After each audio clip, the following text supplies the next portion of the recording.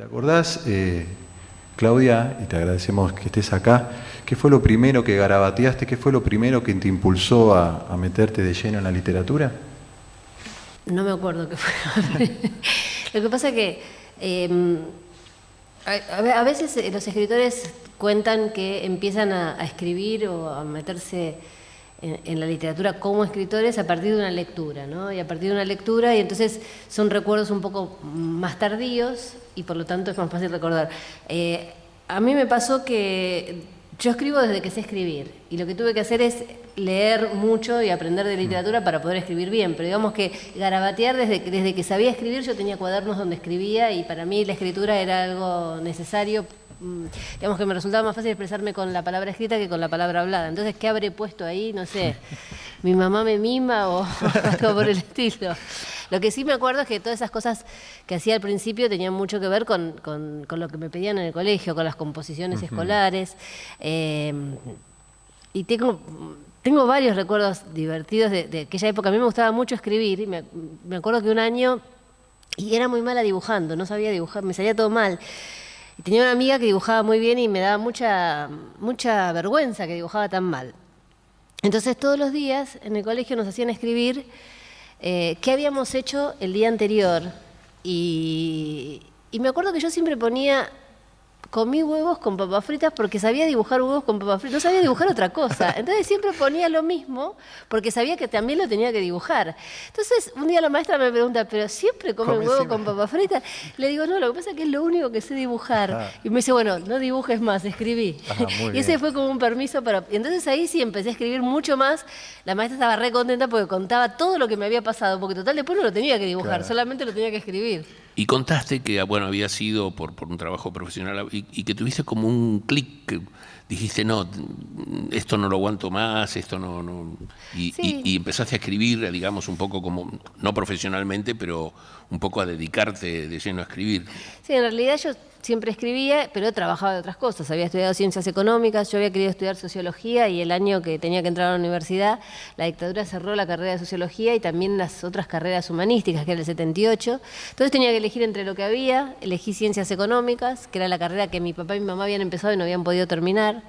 Pero en ese momento no era feliz trabajando como contadora. Trabajaba en un estudio de auditoría, de esos estudios gigantes donde trabajabas 24 horas por día, y tenía que hacer una auditoría en San Pablo, viajaba en un avión y llevaba el ámbito financiero, que es el diario que leen los contadores, y vi un recuadro chiquito que decía Editorial Tusquet, concurso de novela, y dije: bueno, listo, yo llego a Buenos Aires, me pido una licencia, escribo para este concurso, y cuando volví a Buenos Aires hice eso, pero en ese momento no tenía las bases del concurso porque no era como ahora que uno se mete en internet, inmediatamente las tenés, así que dije: bueno, empiezo a escribir y después voy a ver qué cantidad de páginas, todo eso.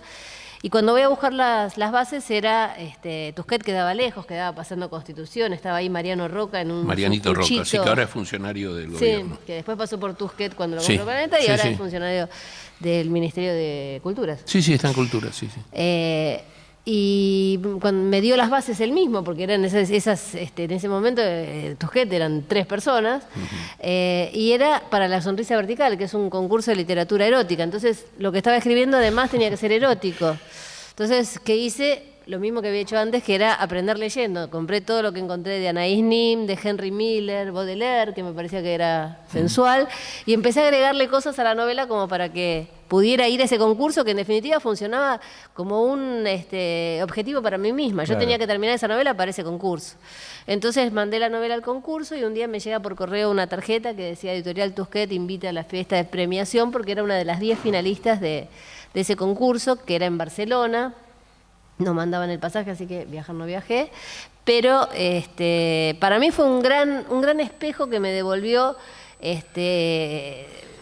la imagen de que yo podía ser escritora. O sea, me había tomado... Te probaste a vos misma. Me había probado que si me esforzaba, que si seguía aprendiendo, que si dedicaba horas a eso, a lo mejor algún día llegaba a ser escritora. Es la primera vez que pude pensarme como escritora, ¿no? Vos tenés como esos tópicos a los que casi de manera inconsciente sentís que tu literatura llega y toca o trata como tema.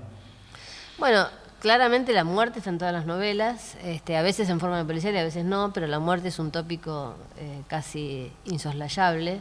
Cuando me dicen si escribo policiales, digo no, que escribo con muertos, porque siempre algún muerto hay. En la última novela, Las Maldiciones, que no es policial, pero hay una muerte y nadie se hace cargo del muerto porque ese muerto es dentro del mundo de la política. Entonces lo que hacen es taparlo, correrlo, traerlo si sirve para algún fin político y si no, no. Pero siempre hay un muerto, ¿no? Después el silencio me parece que se repite en muchas de las novelas. El encierro, la hipocresía. Hay como conceptos que se van repitiendo casi siempre, pero no es voluntarioso, no es que claro, digo, bueno, ahora voy a... Está en vos. Tienen que ver con las obsesiones, seguramente, ¿no? Siempre es agradable conversar con colegas, como fue esta charla, y sobre todo cuando nos hemos leído y se da una conversación casi de conversar sobre el oficio, de cómo uno hace una cosa y cómo lo resuelve otro. Así que más allá del recorrido sobre mi obra, a mí me gusta también aprender de las preguntas de los otros y me pareció que fue una muy buena entrevista.